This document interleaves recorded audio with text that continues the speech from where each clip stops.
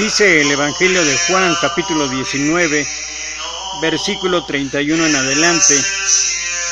Entonces los judíos, por cuanto era la víspera de la Pascua, a fin de que los cuerpos no quedasen en la cruz en el día de reposo, pues aquel día de reposo era de gran solemnidad, rogaron a Pilato que se les quebrasen las piernas y fuesen quitados de ahí.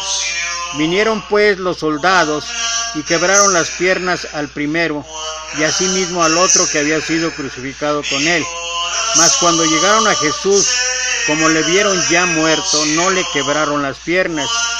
Pero uno de los soldados le abrió el costado con una lanza, al instante salió sangre y agua. Y el que lo vio da testimonio, y su testimonio es verdadero, y él sabe que dice verdad, para que vosotros también creáis, porque estas cosas sucedieron para que se cumpliese la Escritura: no será quebrado hueso suyo. Y también otra escritura que dice: mirarán al que traspasaron. Y bueno, esto es lo que narra dentro de lo que fue la muerte de nuestro Señor Jesucristo. Es lo que narra el evangelista. Solamente estos detalles aparecen ahí en el Evangelio de Juan. Solamente están ahí en Juan estos detalles. Pero es importante para nosotros considerar algunas enseñanzas que tienen que ver con esto que nos ofrece ahí la Escritura. Estas enseñanzas pueden ser de gran provecho para nosotros, para nuestra vida, en muchos sentidos. Y vamos a ir analizando algunos detalles que tienen que ver con esto.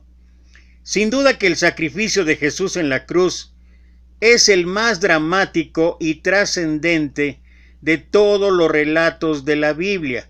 Y como hemos explicado en artículos anteriores o en mensajes anteriores, el Evangelio de Juan hace un especial énfasis en los detalles de la crucifixión y de manera culminante le atribuye una particular importancia al hecho de que Jesús, después de estar muerto, fue atravesado con una lanza y que de su costado brotó agua y sangre, a lo que luego de manera muy solemne añade: y el que lo vio da testimonio, y su testimonio es verídico, y él sabe que dice verdad, para que vosotros también creáis. Esto es lo que habla el versículo 35 del mismo capítulo 19. ¿Por qué brotó agua y sangre del costado de nuestro Señor? ¿Qué significado puede tener esto para nosotros? ¿Por qué era tan importante para el apóstol resaltar exactamente este punto, este acontecimiento? Analicemos paso a paso lo que ocurrió ahí.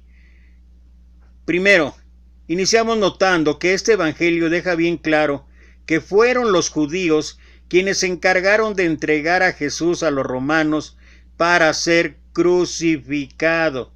Pero en una cosa sí eran los judíos más piadosos que los romanos. Bueno, alguna gracia debía de haber en ellos. Cuando los romanos ejecutaban una crucifixión siguiendo sus reglas, simplemente dejaban que el inculpado muriera en la cruz. Aunque fuera después de pasar varios días, el calor del mediodía y el frío de la noche, torturados por la sed y por los insectos que se alimentaban de sus heridas abiertas. Esto sí era de veras cruel. Tampoco enterraban los romanos a los que morían en la cruz, sino simplemente los dejaban a merced de los buitres y de los perros. La ley judía era diferente y establecía algo: si alguno hubiere cometido algún crimen por el que merece la muerte y le ajustician colgándole de un madero, no dejéis que su cuerpo pase la noche expuesto en el patíbulo. Enterradlo sin falta el mismo día. Es lo que habla Deuteronomio capítulo 21, versículo 22 y 23. La Mishnah, o sea, la ley judía de los escribas, establecía: todo el que permita que un muerto pase la noche sin enterrar, transgrede un mandamiento positivo. El Sanedrín se encargaba de que hubiera 2 tumbas dispuestas para los que sufrieran la pena de muerte y no pudieran enterrarse en el mismo lugar que sus padres, que era parte de la costumbre que existía en aquel tiempo y que todavía prevalece hoy en día en muchos lados. En esta ocasión era todavía más importante el que no se le dejaran los cuerpos en las cruces durante la noche, porque el día siguiente era sábado, y esto es parte también dentro de la manera piadosa que tenían los judíos, también detrás de eso, como una máscara de hipocresía, con una máscara de intenciones diferentes, estaba esa situación. El día siguiente era sábado y el sábado era muy especial porque era la Pascua. Para acelerar la muerte a los inculpados que seguían vivos, más de lo conveniente se usaba un método bastante macabro. Se les rompían las piernas con una masa. Eso fue lo que hicieron a los otros que estaban crucificados con Jesús. Pero en su caso, en el caso del maestro, no fue necesario, porque cuando llegaron los soldados, Jesús ya estaba muerto. Juan ve en esta circunstancia el cumplimiento de otro símbolo del Antiguo Testamento. Había la norma de no quebrantar ningún hueso del Cordero Pascual. Esto es lo que habla el libro de Números en el capítulo 9, versículo 12. De nuevo Juan ve en Jesús al Cordero Pascual de Dios que libra de la muerte a su pueblo.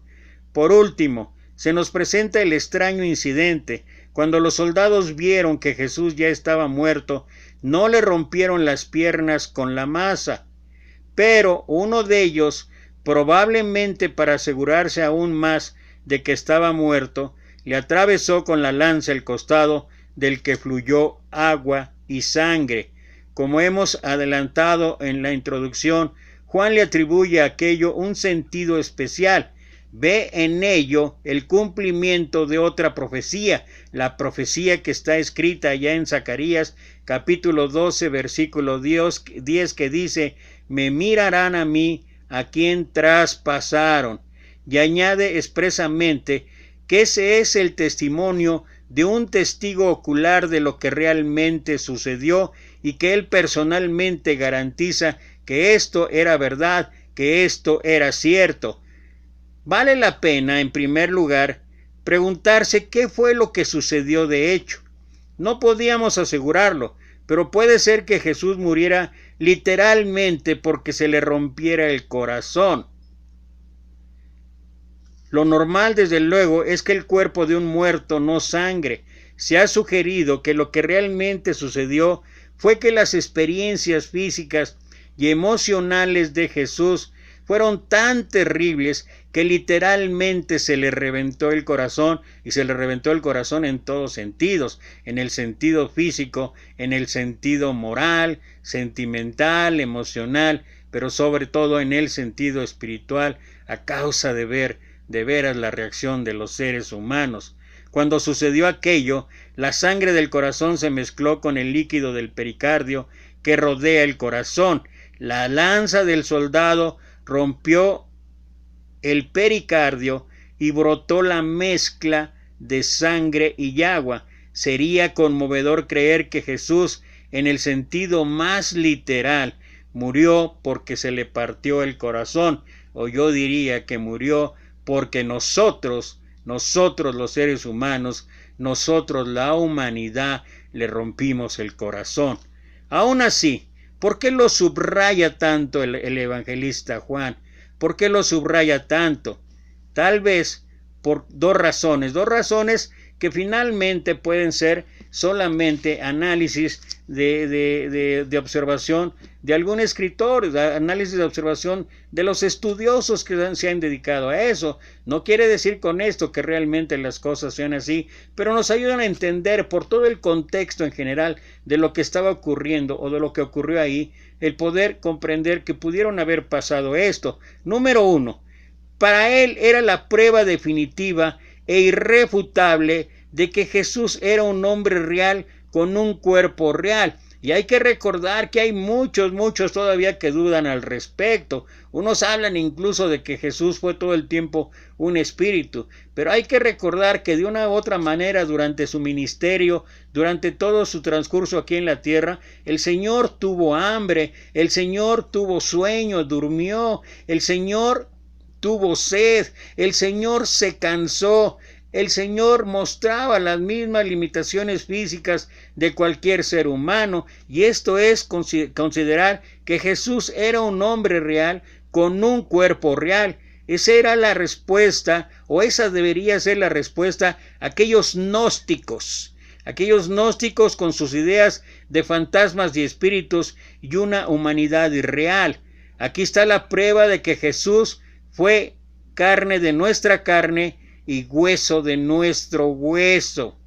Esto tal vez es la primera razón por la cual ocurrió esto, o por lo cual sobre todo Juan subraya tanto este hecho, subraya tanto esta situación.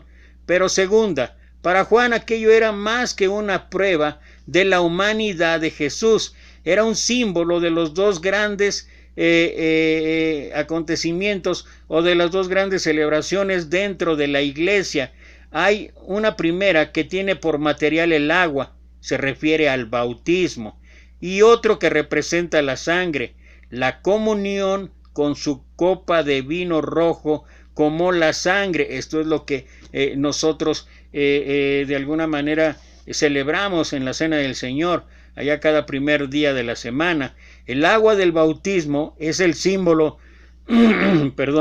es el símbolo de la gracia purificadora de Dios en Jesucristo. El vino de la comunión es el símbolo de la sangre que fue derramada para salvarnos de nuestros pecados.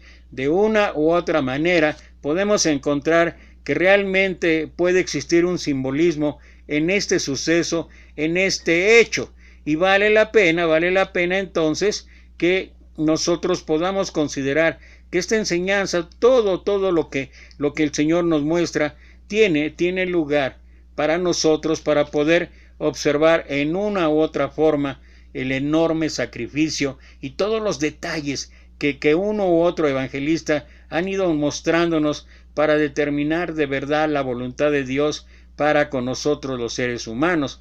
Pero solamente me gustaría tocar de una manera breve, tal vez, 4 aspectos, 4 asuntos que pueden enseñarnos un principio ahí en el pasaje. El primero de ellos, el darnos cuenta que incluso después de la muerte de nuestro Señor, los hombres arremetieron rudamente contra Él. Parece increíble. Nuestro Señor ha expirado, nuestro Señor ha muerto, y parece ser que en general el ser humano hay ocasiones en que no se siente satisfecho, o no puede satisfacer venganzas, o no puede satisfacer maldad aún después de la muerte. Es realmente algo bochornoso, es realmente algo vergonzoso, es realmente algo destructivo para muchos en general el observar actos de homicidio hoy en día que tienen que ver con que después de que y todo esto después, por lo que los médicos al realizar la autopsia pueden ver, que después incluso de muertos, si es muerto por acuchillado, después de haber provocado la muerte, todavía el asesino sigue una y otra vez acuchillando a su víctima. Y esto solamente puede ser entendible por nuestra naturaleza pecaminosa, por nuestra naturaleza humana que está llena, ya le hemos mencionado, de pecado, y quisiéramos a veces ver solamente la parte salvadora, solamente la parte de tener el Espíritu de Dios, pero muchas veces actos vergonzosos se siguen realizando, aún a pesar en aquellos que ahora contamos, que hemos seguido el plan de salvación y que tenemos el Espíritu Santo, pero que nos hemos dejado vencer otra vez por la carne. Pero aquí me voy a referir en primera instancia, en la manera en que se comportaron en general, y fue idea incluso de los fariseos solicitarle a Pilato que le quebraran los pies. O sea, ya había muerto. No, pues como era costumbre, había que seguir la costumbre. No bastó con que le azotaran en su espalda, no fue suficiente con que pusieran una corona de espinas sobre su cabeza, no bastó con que clavaran sus pies y sus manos al madero. Y sin embargo, después de quedar convencidos de que había perdido la vida conforme al mandato de la ley y de que el cuerpo ya estaba muerto, nada pudo contentar la crueldad humana, sino hasta que su corazón fue traspasado con la lanza. Veamos ahora, ¿acaso este hombre que traspasó el corazón de Cristo no fue un ejemplo apropiado, aunque repugnante, de nuestra condición pecadora?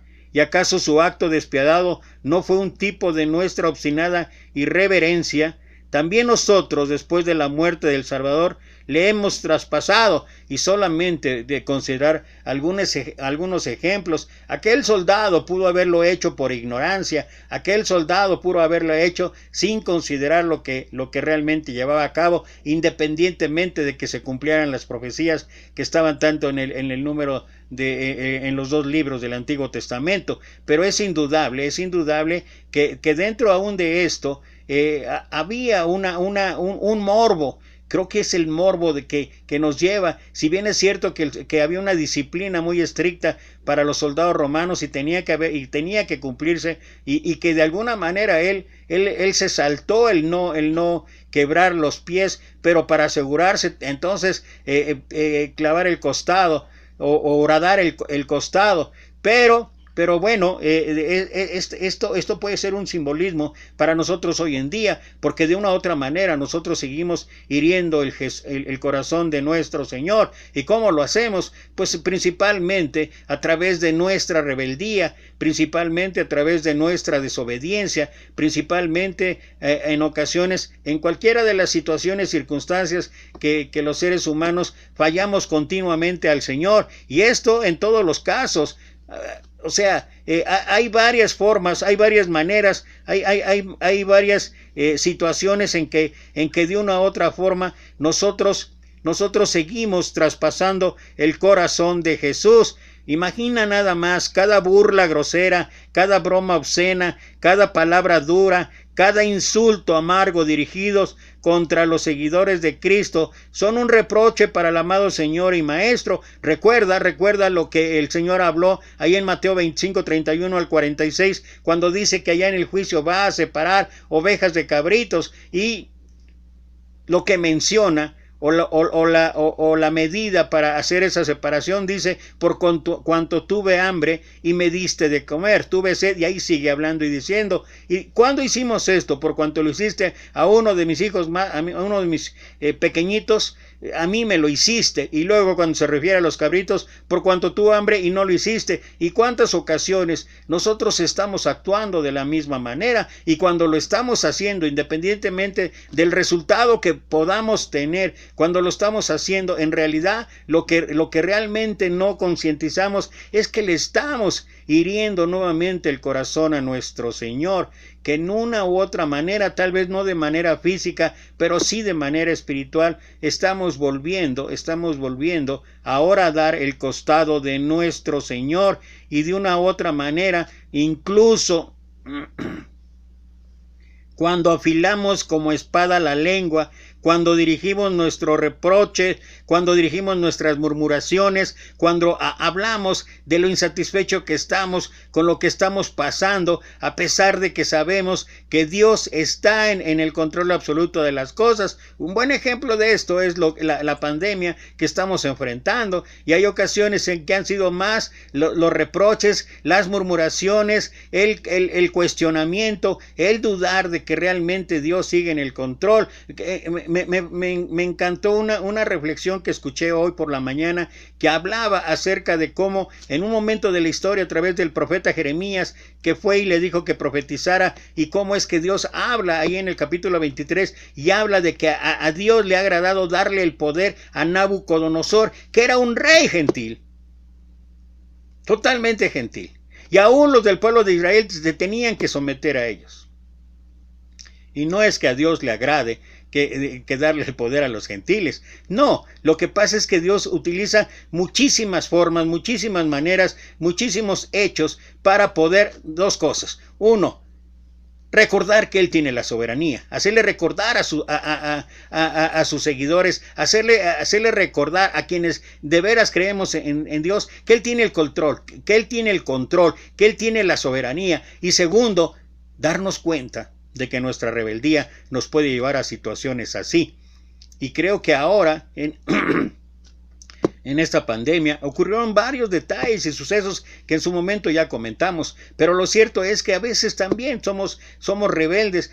Romanos capítulo 13 dice muy claramente: someteos a las autoridades. En nada dicen que si se portan bien o no son sus decisiones correctas, para nada dice eso. Dice que las autoridades son puestas por Dios, y si las autoridades en su momento convinieron o les pareció propicio el tener que abstenernos de reuniones en lugares públicos, no de dejar de ser cristianos, no de no predicar. Y nosotros parece ser que nos empeñamos y todo con un celo equivocado de que obedeceremos más a los hombres que a Dios. No tenía nada que ver con eso. Sacamos totalmente de contexto ese versículo, pero lo cierto es que en lugar de someternos, y las consecuencias que fueron, cuántas muertes y muertes y muertes, cuántos enfermos, cuántas situaciones, cuántas empresas que cayeron totalmente, que han cerrado, que se extinguieron, con la consecuencia falta de trabajo para mucha gente. ¿Y todo por qué? Porque muchos, y entre ellos nosotros los cristianos, no nos queríamos someter a los ordenamientos de la autoridad. Y parece increíble no darnos cuenta que también esa es una manera de traspasar nuevamente el costado de nuestro Señor, hacer nuevamente las cosas que fueron repugnantes en aquel momento y de una u otra manera nosotros como los replicados. Y luego el contraste, porque eso es lo increíblemente inexplicable. ¿Por qué?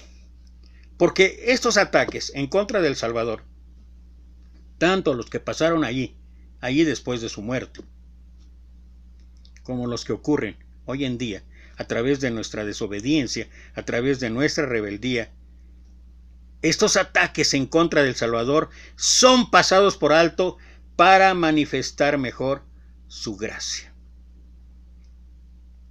Eso es la gracia, algo que no merecemos. Esa es la gracia, algo que nadie se puede ganar.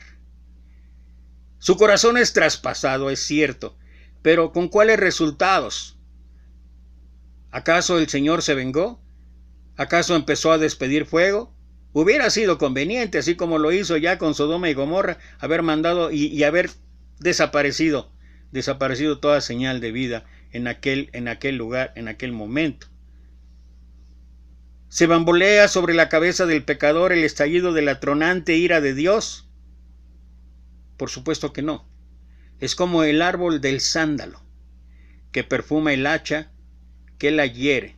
Tan pronto es retirada de la herida esa espada, brota una fuente de sangre y agua. Los ataques emprendidos en contra de Jesús solo muestran sus virtudes. Debemos observar cómo se lleva a cabo. Si la verdad es atacada y el evangelio es asediado, ¿cuál es la consecuencia inmediata? Pues bien, entonces los que realmente son cristianos la escudriñan más profundamente y llegan así a entender mejor su doctrina, aprenden los argumentos por los cuales es sustentada esta verdad y la aman con una convicción más fervorosa y más firme hasta sentirse motivados a sacrificarse por ella. El corazón de Cristo fue abierto por la lanza. Y a menudo el corazón de la verdad es revelado por la oposición con la que es enfrentada. Muchos piensan rebatir la sana doctrina y solo logran confirmar nuestra fe en su veracidad. donde piensan demostrar que somos necios, nos ayudan a ser sabios, nos conducen a la raíz del asunto y más bien nos afirman en la verdad preciosa. Y esto de inmediato se notó ahí en el primer siglo. ¿Te acuerdas cuando Pedro se levantó, dio el discurso y dice que aquellos varones compungidos dijeron, varones, ¿qué haremos? Estaban compungidos, estaban contristados de corazón de que literalmente ellos habían participado en la muerte del Mesías. ¿Y qué dijo Pedro? Arrepiéntanse y bautícense en el nombre de Jesucristo para perdón de pecados y para recibir el don del Espíritu Santo. ¿Y de qué manera empezó a crecer la iglesia ahí? ¿De qué manera? Y si muchos pensaron que con la persecución que se desató ahí expresamente y más difícil a partir de capítulo 7 o el 8 del libro de los Hechos, al contrario sirvió para que el evangelio se expandiera hacia muchos rincones de la tierra en aquel tiempo. Esa es la gracia de Dios. Y hoy en día, aunque muchos todavía sigamos hablando y muchos sigamos todavía quejándonos y muchos sigamos todavía de alguna manera, no quiero ser ofensivo con esta palabra, pero muchos que sigamos adornándonos que ahora que seguimos en el edificio y a pesar de las cosas, ahí seguimos. Te digo una cosa es real, una cosa es cierta.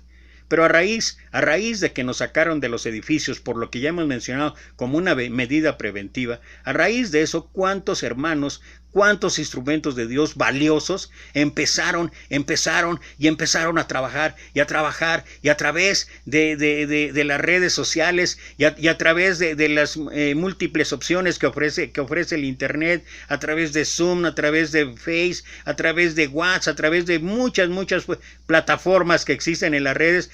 ¿Cuántos empezamos a compartir el evangelio y a cuánta gente ha llegado ahora a la palabra de Dios? Algo que no se hubiera logrado conseguir metidos ahí en nuestra casa, en nuestro edificio, en nuestra esfera de comodidad, haciéndolo solamente los domingos y uno que otro día entre semana. Hoy es grato ver. Hoy cada día puedes entrar a internet, cada día entras al Face independientemente de los contactos que tengas, pero ves una cantidad enorme de mensajes, de aliento, de todo hay. Pero no estoy señalando qué es lo que tenga que ser o no ser de los mensajes. Lo cierto es que hay una gran cantidad de información, una gran cantidad que de una u otra manera se ha desplegado, y esto ha sido una oportunidad. En lugar de que se piense que nos quitaron el privilegio de ser cristianos, que nos mandaron callar la boca. No es cierto. Ahora es cuando más se ha publicado el evangelio, más se ha hablado de la gracia salvadora de nuestro Señor, y sobre todo, algo que recordar que escribió el apóstol Pablo en Romanos capítulo 5 versículo 8, mas Dios muestra su amor por nosotros, que siendo aún pecadores, Cristo murió por nosotros. Y esta ha sido la gran oportunidad. Esta ha sido para quienes la quieran tomar, pero esta ha sido una enorme oportunidad. La gracia salvadora es la esperanza, es la seguridad, es la certeza de que Dios está en el control, y que lo que nos toca a nosotros, aquellos que queremos seguir a nuestro Señor, es seguir hablando, como dice Pablo, que prediques la palabra, que instes a tiempo y fuera de tiempo. Si puedes hacerlo en el edificio y lo quieres seguir haciendo, hazlo. Pero sabes que hay una multitud de oportunidades aún fuera del edificio, y el Señor ha provisto esta gracia para poder hacerlo, y es la gran oportunidad de aprovechar esa gracia que surgió de la muerte de nuestro Señor, esa gracia que para muchos fue la victoria de Satanás, pero realmente fue la victoria de nuestro Salvador, la victoria de Dios. Otro punto más, y con esto ya voy a terminar. La senda hacia ese corazón está abierta. No solamente por el hecho de que se rasgó el velo del templo. También fue una forma, una manera, esto, este pasaje que estamos analizando. Fue una manera de comprender que podemos llegar al corazón de Jesús. De hecho, siempre estuvo abierta, pues Él siempre amó a los hijos de los hombres, pero ahora puede verse abierta totalmente. La herida abierta por la lanza no fue pequeña, pues leemos que Tomás metió su mano. Qué amplia fisura debe haber sido esa en la cual el apóstol pudo introducir la palma de su mano. Acerca tu mano y métela en mi costado. ¿Te acuerdas, Tomás, que estaba de incrédulo, que él lo había visto en su primera aparición después de resucitar a nuestro Señor ahí con los discípulos? Y luego, no, hasta que yo no vea, creeré. Y nuevamente cuando se vuelve a aparecer, está Tomás, Señor, y mete para que te convenzas de lo que está pasando, de lo que está haciendo. Él vive todavía como ninguno de nosotros podría vivir, con un pasaje abierto siempre al corazón, en su propia carne. Él nos testifica hoy que su corazón está listo para recibir cualquier mensaje que sus hijos decidan enviarle, y que está igualmente listo para responder con el amor que tiene su fuente ahí en el corazón de nuestro Salvador. Contemplemos el corazón abierto de Jesús. Está abierto para toda la gracia para que toda la gracia ahí contenida pueda fluir libremente hacia los pecadores indignos. Y que todos y cada uno de nosotros tenemos la oportunidad. ¿Es nuestra decisión? Sí, es nuestra decisión. ¿Es nuestra manera de poder considerar esto como una opción? Sí, es una opción también, tal vez. Pero lo cierto es que existe. Lo cierto es que de una u otra manera nosotros podemos gozar de ello. Nosotros podemos tener esa facilidad. Pecador, pensemos. No tenemos que no tenemos la necesidad de abrir nuevamente el costado de nuestro Maestro. La sangre ha fluido libremente. Cada uno debe responder ahora. ¿Iremos y nos lavaremos con ella? No tenemos que rogar pidiendo una limpieza como si se tratase de una bendición difícilmente obtenible por medio de la importunidad. Fluye y fluye todavía. ¿Recuerdas lo que el Señor habló? Que de él correrán ríos de agua viva, allá en Juan capítulo 7. Y esos ríos de agua viva pueden inundar tu vida, mi vida, pueden inundar la vida de todo aquel que doble rodilla de nuestro Maestro. Todo lo que hay dentro del corazón de Cristo fluye hacia el exterior. El precioso líquido se conserva dentro, pero está a la disposición de toda alma necesitada y sedienta. Y esa agua es inagotable. Es como ir con un recipiente, un balde o una cubeta al océano. Imagínate nada más. Cada vez que pecamos y queremos ir a lavarnos con esa agua bendita de nuestro Señor, ir al océano, lavarnos. Y luego, otra vez volvió a fallar, lavarnos. Y no estoy diciendo, perseveraremos en el pecado para que la gracia abunde, en ningún modo. Lo que estoy tratando de ilustrar es que es un agua inagotable. ¿Cuándo te acabarías tú o cuándo me acabaría yo? ¿Cuándo nos acabaríamos nosotros el agua del océano? Nunca. Pues todavía más la bondad y la gracia de nuestro Salvador es inagotable.